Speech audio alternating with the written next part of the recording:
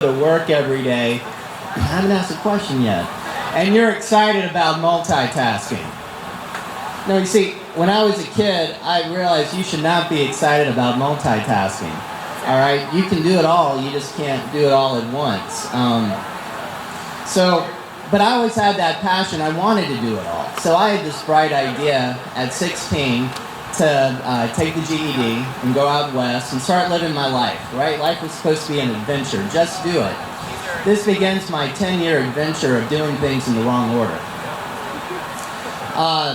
So, for instance, one example of that was when I was 18, I was like, hey, I got this idea that the drinking age in France was a little bit lower, so why don't I go over there and be a bartender? Well, I didn't speak any French. That was a problem. Also never worked in a bar. So after I blew up the espresso machine, I was like, maybe I should get some training and do something with my life. So I go to business school. Raise your hand if you've ever taken any business classes. Yeah, so y'all can relate to this. Business professors really like acronyms. All right, there are acronyms all over the place. And so I was like, I want to start something already, be an entrepreneur. So I started the chapter of the Anti-Acronym Association of America, the AAAA. If anyone's interested in that, let me know.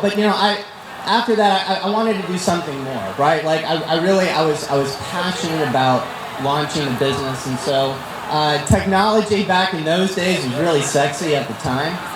And especially back in the mid-2000s, it wasn't just Bill Gates who's looking pretty good in that picture, but it was also, a lot of 20-somethings were going out to Silicon Valley. So that's what I did, and I tried to get a startup off the ground where people could pay their rent online and improve their credit score. This about sums up the majority of startups that I was a part of, where you got this kid on the right saying, hey, let's do a startup. The kid in the middle is like, oh yeah, let's just do it. We don't need a recipe. I was usually this kid saying, who's buying these cakes? And what are we doing? So I got back to thinking, maybe acronyms aren't so bad. They help people learn things and retain information. So this one about sums up the majority of those experiences. Fire, aim, ready, trash, start over, which is parts. And so, from that, think of it this way. Books are the new probiotics. All right? So this is a great book called Disciplined Entrepreneurship. The author comes out of MIT.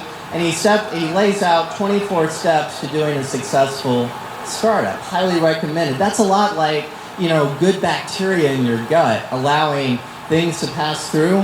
The right books allow the ideas to go through correctly. So this is a book that I am announcing officially tonight at Pecha Kucha. I'm going to write this book. And it seemed only appropriate I show you the actual book before it's written. But this is going to be a collection of startups that have gone through the wrong order. And it ties into my lifelong passion of being a motivational speaker. I think when we're getting entrepreneurs excited about startups, it's important that we keep it real.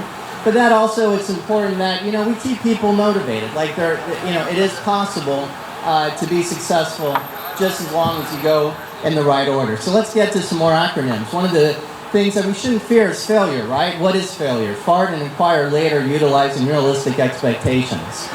But we often hear that with startups, oh, failure is okay. That's not always true. Failure is okay if you are a trailblazer, you're doing something for the first time. But if you are doing something that's been done lots and lots of times, and you're like this kid and you're just stubborn, there's an acronym for that, and I'm not sure what it spells out, but it's stupid. All right, so just be mindful of what other entrepreneurs have done, the processes that are out there, and you're more likely to be successful. It's okay to slow down before you speed up. DIGEST, do it gradually, even stop and think.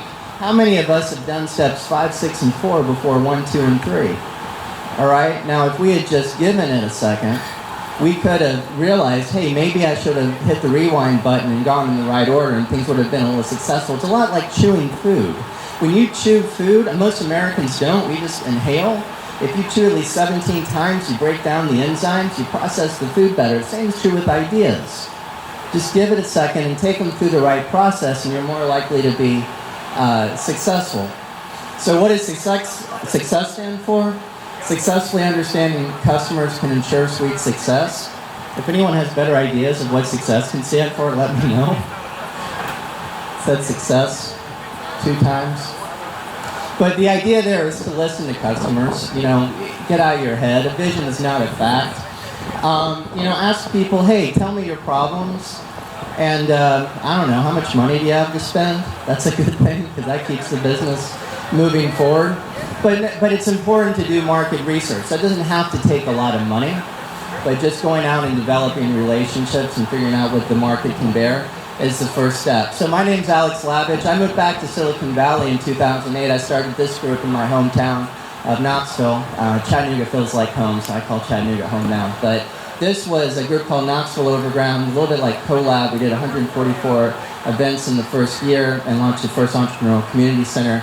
And this was during our startup awards. Since then, most recently, I was entrepreneur in residence at the Company Lab, director for the Gig Tank Accelerator. And I'm really passionate. This is Peter Diamandez and a group I'm a part of out in California, bringing outside capital and opportunities here to Chattanooga, because we can be one of the top entrepreneurial cities in the country. I strongly believe that, but we've got to be able to laugh at ourselves, not take it too seriously, and work hard. So y'all, this is my mission right now. I'm that guy, all right? This is about freedom. I'm on a quest for your stories about farts. It seems only appropriate that I announce a website that there's nothing up on yet, but I've got the domain name, startupfarts.com, so send me a tweet, and let's change the world together. Thank you. Thank you, Alex. Next up, we have David Natal, which kind of sounds